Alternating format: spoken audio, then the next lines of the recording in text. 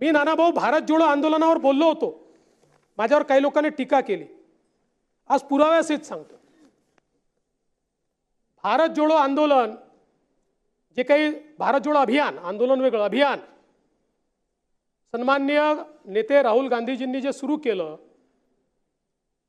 मी त्या ठिकाणी सांगितलं होतं की या अभियानात कोण आहे जरा बघा। या देशामध्ये आपण नक्षलवादाच्या विरुद्ध लढाई पुकारली। नक्षलवादी काय करतात? नक्षलवादी भारताच्या संविधानावर आमचा विश्वास नाही, भारताने तयार केलेल्या लोकशाहीवर आमचा विश्वास नाही, भारतीय संविधानाने तयार केलेल्या कुठल्याही संस्थेवर आमचा विश्वास नाही, आणि म्हणून आम्हाला पॅरलल राज्य तयार करायचे। आणि ज्यावेळी देशामध्ये या नक्षलवादाच्या विरुद्ध एक मोठी लढाई सुरू झाली आणि मोठ्या प्रमाणात आम नक्षलवादी हे संपायला लागले, नवीन भरती कमी व्हायला लागली, त्यावेळी हा जो काही नक्षलवाद आहे हा शहरांमध्ये सेफ हेवन शोधायला लागला। आणि मग तेच विचार अराजकतेचे हे आमच्या मुलांमध्ये रोपित करायचे। आणि विशेषतः आपण सगळे त्यातनं गेलो आहोत। आपलं जे 16व्या 17व्या वर्षापासनं 27-28व्या वर्षापर्यंतचं जे वय असतं, हे वय एक प्रकारे असं असतं की ज्याच्यामध्ये प्रत्येक गोष्ट नाकारतो माणूस, कारण ती समज नसते। त्यामुळे कुठल्याही गोष्टीत रिव्होल्यूशन, एक क्रांती झाली पाहिजे, अशा प्रकारची मानसिकता या वयातल्या प्रत्येकाची असते। त्याचे क्रांतीचे मार्ग वेगळे असतात, पण या वर्गाला पकडून यांच्यामध्ये अराजकाचं रोपण करायचं, याकरता फ्रंटल ऑर्गनायझेशन तयार झाल्या, ज्या फ्रंटल ऑर्गनायझेशनचं पॉप्युलर नाव, आणि आम्ही नाही केलं हे पॉप्युलर नाव, म्हणून मी 2012चे कागद घेऊन आलो आहे। त्या काळामध्ये याचं पॉप्युलर नाव झालं अर्बन नक्षलिझम। अर्बन नक्षलिझम म्हणजे काय? तर देशाच्या संविधानाचं नाव घ्यायचं, पण संविधानाने तयार केलेले इन्स्टिट्यूशन, कोर्ट असेल, हायकोर्ट, सुप्रीम कोर्ट असेल, RBI असेल, CAG असेल, इलेक्शन कमिशन असेल, अशा प्रत्येक संस्थेच्या बद्दल लोकांच्या मनात संशय तयार करायचा। इन टोटल लोकांचा लोकशाहीवरचा विश्वास निघाला पाहिजे। लोकांना वाटलं पाहिजे की या देशामध्ये कुठलीच संस्था स्वायत्त उरलेली नाही। आणि जेव्हा असं होईल त्यावेळी काय होईल? लोक बंड करतील। बंड करतील म्हणजे काय करतील? म्हणजे भारतरत्न डॉक्टर बाबासाहेब आंबेडकरांनी दिलेलं संविधान तोडून अराजकाचं राज्य या ठिकाणी आणतील। हाच तर प्रयत्न आहे, हाच तर या ठिकाणी प्रयत्न आहे। आणि म्हणून आपण बघा, 15 नोव्हेंबर 2024 आता काठमांडूला एक बैठक झाली। यात भारत जोडोचे काही लोक गेले होते, त्याचा सगळा रिपोर्ट माझ्याकडे आहे। We all resolved that we are going to do it in different phases, mainly Maharashtra and other BJP-led states. कशाच्या बद्दल? EVM च्या बद्दल. In the first phase, in addition to ideological struggle through electronic social media platform and print media, which is critical of ongoing political affairs of the party, is going on all across the country. In the second phase, we will mobilize major mass organizations to criticize in open the reformist line of party. It will help create bigger polarization between reform in status quo and revolution, and we will be going to raise national campaign to restart ballot paper and reunite against Maharashtra government. हे काठमांडूला ठरत आहे, एवढंच नाही आहे।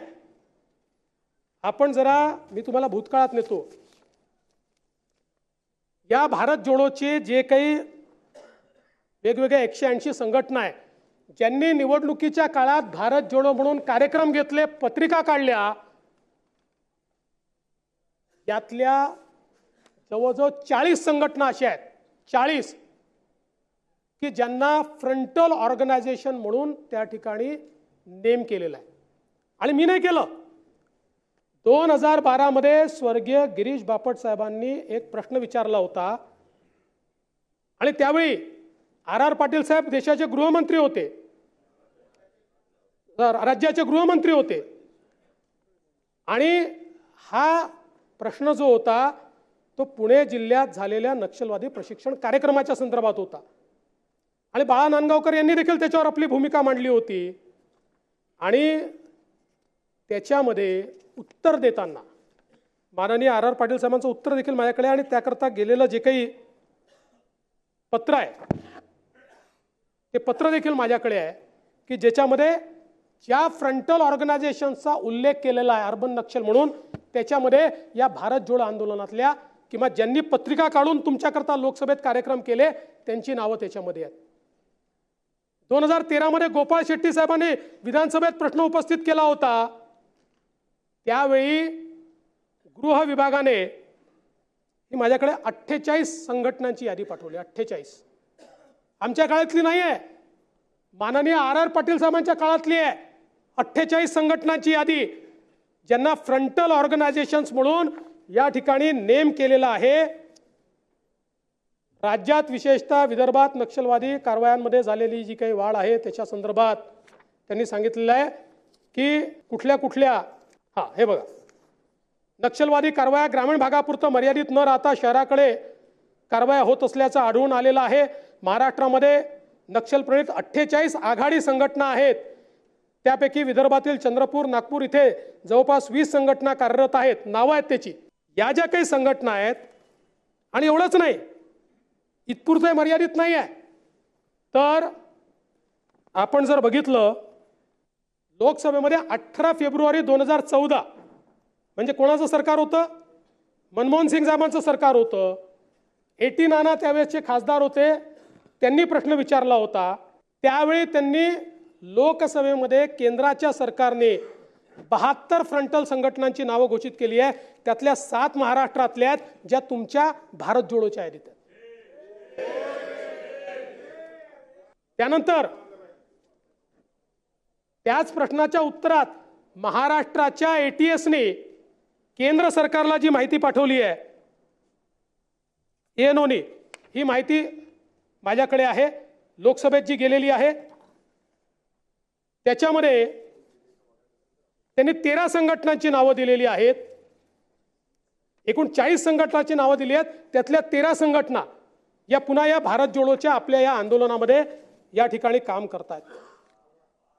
आणि म्हणून मी पुन्हा सांगतो, माझा काही तुमच्या कोणाच्या देशभक्तीवर माझा प्रश्नचिन्ह नाही आहे, पण निवडणूक जिंकण्याकरता आपण कोणाचा वापर करतो, कोण आपला खांदा वापरताय, या देशाला आज आपण प्रगतीकडे नेतोय. जगातली 5वी सगळ्यात मोठी अर्थव्यवस्था आपण झालो. लवकर 3री सगळ्यात मोठी आर्थिक अर्थव्यवस्था आपण होणार आहोत. तुम्हाला आम्हाला याचा आनंद आहे. जगातले अनेक देश आहेत ज्यांना आनंद नाही आहे. ज्या देशांना या ठिकाणी डीप स्टेट ऍक्टिव्हिटी करायची आहे, त्या डीप स्टेट ऍक्टिव्हिटी करता ते देश खांदा शोधतायत. हात जोडून सांगतो, तुमचा खांदा देऊ नका. ते कोणाचा तरी शोधतात, नकळत आमचाही खांदा कधीतरी घ्यायचा प्रयत्न करतील. आपल्याला सजग राहावं लागेल. मला आठवतं अटलजींनी एकदा आपल्या सभागृहात सांगितलं होतं, सरकारें आएगी जाएगी, पार्टियां बनेगी बिगड़ेगी, ये देश रहना चाहिए, मेरा संविधान रहना चाहिए.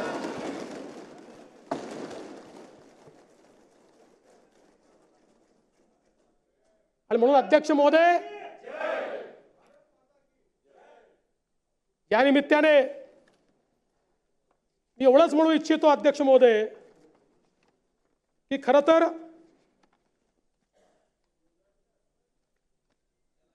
या ठिकाणी हे जे मॅन्डेट जनतेने आम्हाला दिलेलं आहे, कृपया मॅन्डेट स्वीकारा. जेव्हा तुम्ही मॅन्डेट नाकारता तो आमचा अपमान नाही आहे. आम्हाला तर भारताच्या संविधानाने इथे बसवलं आहे, पण त्याच संविधानाने ज्या लोकांना मतदान करण्याचा अधिकार दिलाय त्याचा अपमान या ठिकाणी करू नका, ही माझी तुम्हाला विनंती आहे.